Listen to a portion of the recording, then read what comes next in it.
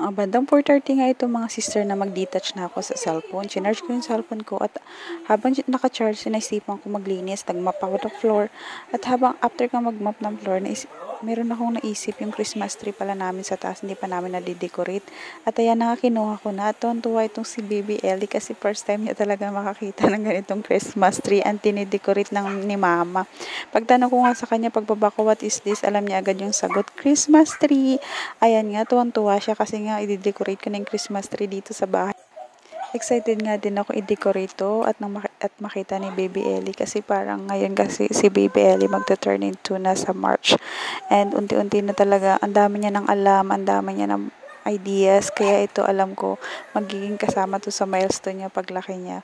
First time namin mag-decorate ngayon na parang na-appreciate niya na kaya grabe, inaantay niya talaga sis na mag-ilaw yung Christmas tree. Ayan nga, nakatingin siya. Tuwan-tuwa nga ako sa kanya habang ginagawa ko to kasi talaga focus siya. Tapos minsan siya pa nag-aabot ng mga balls kanina tsaka mga ornament. Ayan nga, nasa stage pa lang kami na nilalagyan ko pala ng Christmas light itong Christmas tree namin. Ayan, antayin niyo yung light niyan mga sis ha kasi si Eliana tuwang-tuwa yan. Ayan nga, isasaksak ko na yung light pero wala pang mga decoration na ornaments tsaka flowers. Pero tuwang-tuwa na siya kahit yan pala yung pala yung nagawa namin, tuwan-tuwa na siya sisters. Mamaya ipapakita ko sa inyo, lalagyan ko yan sis ng mga ornaments, flowers para lalong gumanda. Ayan na nga, meron din kaming decoration sa labas. Ito at binaba ko na nga itong mga ornaments galing sa taas. Ito lang naman din yung ginamit namin last year. So, syempre, kailangan natin magtipid. Gamitin na lang din natin ngayon. Ayan, unti-unti na namin nilabas ni Ellie at mas excited pa nga siya sa akin. Kasi ang ganda ng ornaments na to, mga shapes sa mga sis, may star, may ball, may shoes. Ayan, nare-recognize niya na yung mga shapes. Ang talino nga ng batang ito kasi minsan may mga words kami na hindi tinuturo sa kanya pero alam niya na. Amazing, amazing. May mga words pa yan siyang amazing, nice, beautiful. Ang dami niya ng alam na words. O, akala niyo sisters, tapos na ha? Hindi, nasa kalagitnaan pa lang kami ng ginagawa namin. Siyempre, may magdo-decorate pa kami sa labas, kaya abangan niyo yung decoration namin sa labas. At ito na nga mga sis, unti-unti na, ayan, lumabas na si Ellie kasi nandito na nga kami sa labas mga sis. Unti-unti na namin dinedecorate yung Christmas light dyan sa pinto. Simpleng design lang naman to mga sis, yung naisipan namin dito sa labas.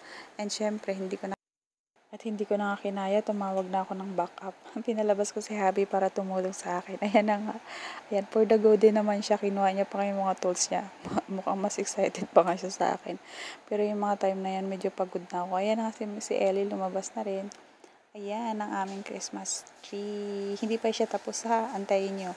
Ayan, medyo mahaba tong vlog na to. Pero panoorin nyo sis hanggang matapos ha. Ayan, nagdagdag ako ng decoration para kahit papano magkaroon ng buhay itong Christmas tree natin. Ayan na nga, nilagay ko na. Ayan, another decoration. Ayan, ipupulupot-pulupot lang natin hanggang sa matapos hanggang dulo. Meron pa pala akong Christmas light na idadagdag dyan sis. Ang ganda. Yun yung mga star shape.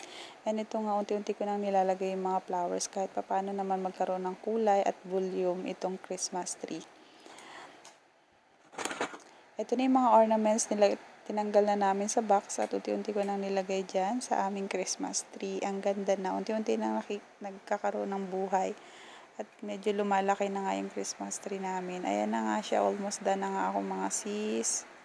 Inabutan na nga kami ng alas 7 ng gabi at hindi pa rin kami tapos. At ito na nga, balalabas ako ulit para i-check yung design sa labas.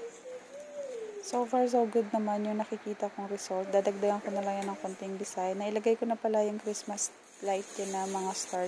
Kaya medyo nag-volume na yung ating lights dyan. And ito magdadagdag tayo ng konti na lang at end na tayo. At dito nga nasa labas na nga. Labas nga ako para makita yung design dito pagpasok ko sa loob. Ayan, maganda lang yung Christmas tree kasi meron siyang reflection sa tiles. Kaya kailangan laging malinis yung tiles, laging nakamap. Ayan, at unti ko na nakikita yung ganda ng Christmas tree. Ayan na nga sister at kinunan ko na siya ng buo at pinatay na namin yung light for the final looks. Ayan, simple lang naman yung Christmas tree namin. Ayan, mapapansin niyo yung Christmas light natin dyan sa labas. Nagbabago yung colors niyan, sisters. And ayan siya sis, kapag nasa labas.